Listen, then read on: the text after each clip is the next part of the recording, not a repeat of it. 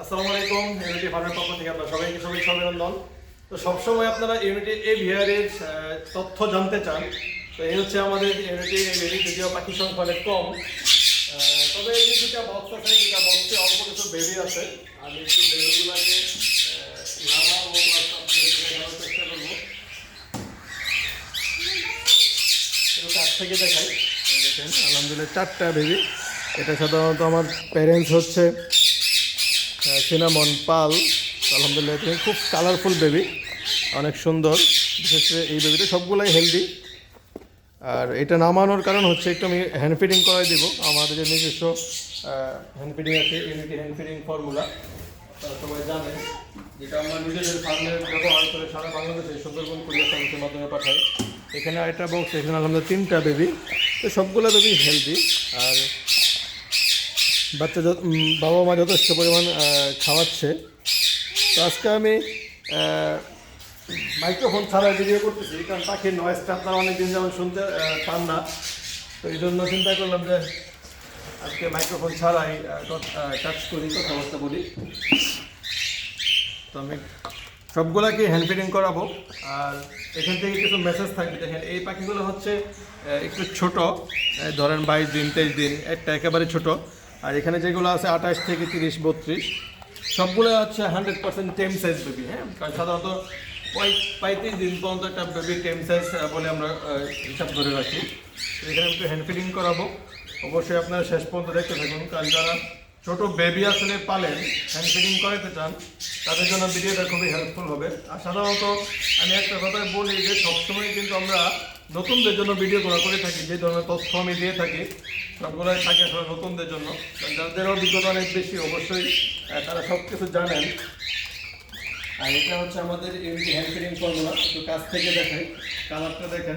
আপনারা যারা ইতিপূর্বে ব্যবহার করছেন, তো ফলাফল পাইছেন। তো আমি আশাবাদী যারা অন্য ব্র্যান্ডের খাবারটা ব্যবহার করেন, আমি আশাবাদী যে আমাদের এটা ব্যবহার করলে এটা ফলাফল হয়তো আপনারা বুঝতে পারবেন। কারণ ব্যবহার না করলে তো আসলে ফলাফল বোঝা যায় না।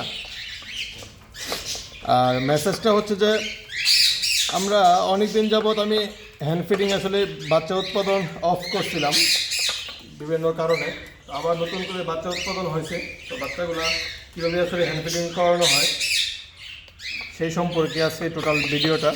অবশ্যই আপনারা শেষ পর্যন্ত দেখতে থাকবেন, কারণ আমি আশাবাদী এই সকল ভিডিও থেকে আসলে নিখুঁত অনেক কিছু শেখা যায়।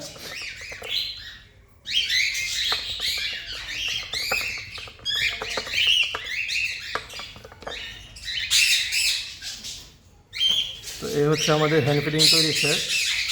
আর হ্যান্ড ফিডিং তৈরিটা আমি অনেকদিন যাবতীয় আপনাদেরকে দেখাই। তারপরে দেখেন হ্যান্ড ফিডিংটা গোলার পরে এরকম একটা থাকবে। হ্যাঁ, বেশি ঘন যেন না হয়, বেশি পাতলাও যেন না হয়। ফোঁটাটা একটু ঝুইলা আকারে পড়বে, তাহলে পাখির বমি টমি করবে না। কারণ হ্যান্ড ফিডিংয়ের সবথেকে বড় একটা দিক থাকে যে হ্যান্ড ফিডিং করানোর পরে বেবি বমি করা।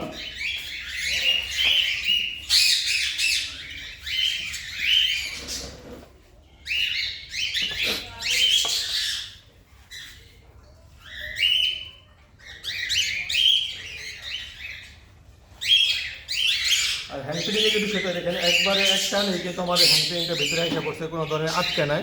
তো এখানে অনেক ধরনের কণা কণা থাকে। হ্যাঁ, তো আমাদের ইউনিটি হ্যান্ড ফিডিংটা খুবই মানে মিশ্রিত। এটা কোনোভাবেই হ্যান্ড ফিডিং আপনার যে সিরিঞ্জ আছে, সিরিঞ্জে আটকেবে না, সিরিঞ্জে মাথায় আটকেবে না। এখানে যে রাবার আছে, এই রাবারগুলো তো আটকাবে না। তো আমি প্রায় সবসময় হ্যান্ড ফিডিং আসলে করাই। আর যেটা একটু আগে বললাম যে বিশেষ করে সবগুলোই বাচ্চা হেলদি এবং কালারফুল, তো এটা আমার কাছে বেস্ট মনে হচ্ছে। তো এটা আমি যেহেতু আসলে হ্যান্ড ফিডিং বাচ্চা সেল করি, তো এটা বাকি রেখে দেবো কিনা বুঝতেছি না। তবে যদি কেউ নিতে চায় আমি অবশ্যই তাকে দিয়ে দেবো। সবগুলোই বাচ্চা হচ্ছে বিক্রির উপযুক্ত হয়ে গেছে। যদি আপনারা কেউ হ্যান্ড ফিডিং করাইতে চান বা টেম পাখি করতে চান, অবশ্যই এগুলো নিতে পারবেন। আমাদের যে ইউটি ফার্ম পেজ আছে, ফেসবুক পেজ, সেখানে যোগাযোগ করবেন। যেহেতু বেবি বড় হয়ে গেছে, আমি খুবই অল্প পরিমাণে দেবো। এই দেখেন, কারণ এটা একটা দিক যে বেবি বড় হয়ে গেলে বেবিদেরকে কীভাবে খাওয়ানো হয় মাথা ধরে রাখবেন, বডি নাড়াচাড়া করুক, একবারে সিম্পল। হ্যাঁ, আস্তে আস্তে ঢুকাবো, আস্তে আস্তে বের করে দিলাম, ব্যাস।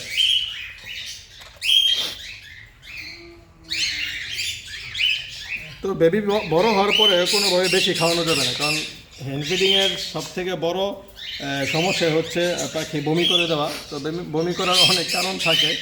পাখিকে জোর করে খাওয়ানো, পাখিকে বেশি খাওয়ানো, বা হ্যান্ড ফিডিংয়ের গুণগত মান ঠিক না থাকা সব কিছু।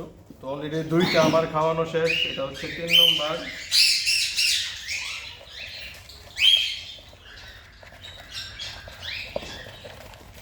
যেহেতু প্যারেন্টসে খাওয়াচ্ছে, আমি একেবারে কম খাওয়াচ্ছি। দেখেন মাত্র 5 cc খাবার নিছি, 5 cc সবগুলোকে আমি খাওয়াচ্ছি। কারণ এখানে যে ধরনের পুষ্টি আছে, এই পুষ্টির কারণে ওরা আসলে দুর্বল হবে না। বাবা মা যদি কোনো কম খাওয়ায়, আমি সাধারণত 2 বেলা আসলে হ্যান্ড ফিডিং করাই থাকি, যেন বাচ্চা দুর্বল না হয়, বাচ্চার ফিটনেস খুব ভালো থাকে।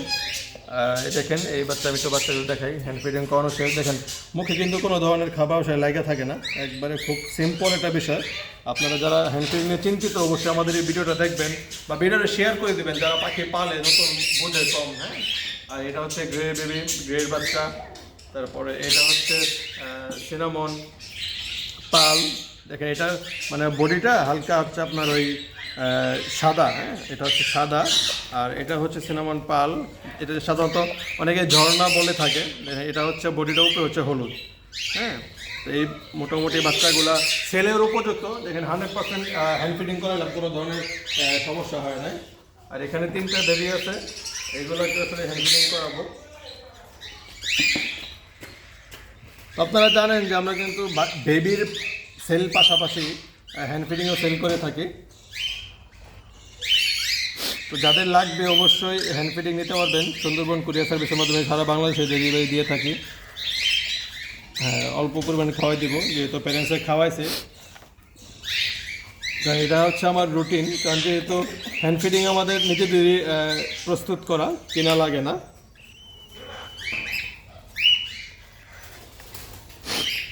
তো এখান থেকে অনেক কিছু শেখার আছে। হ্যাঁ, শুধু বেবিগুলো দেখানো, আমার এই ভিডিওটা করা শুধু এখানে আসলে সীমাবদ্ধ না।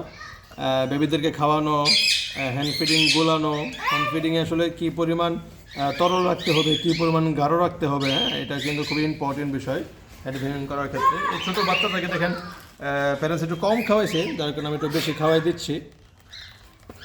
কারণ এই জিনিসগুলো আসলে খেয়াল রাখা লাগে। হ্যাঁ, আমি পাখি পাললাম, শুধু পাখি খাবার দিলাম, কোনো ধরনের খেয়াল রাখলাম না, তাহলে কিন্তু হবে না। তো মাশাআল্লাহ ছোটো বেবিটা ক্রপটা দেখেন কতটুকু ভরে গেছে, একটু আপনাদেরকে দেখাই।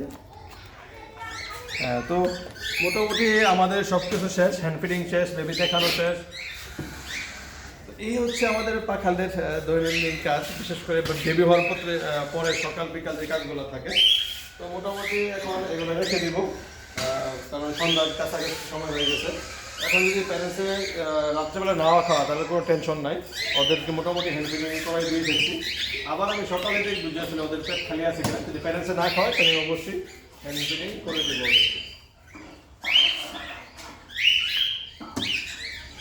তো আজকের মতো ভিডিও এ পর্যন্তই। সবাই ভালো থাকবেন, সুস্থ থাকবেন। আল্লাহ হাফেজ।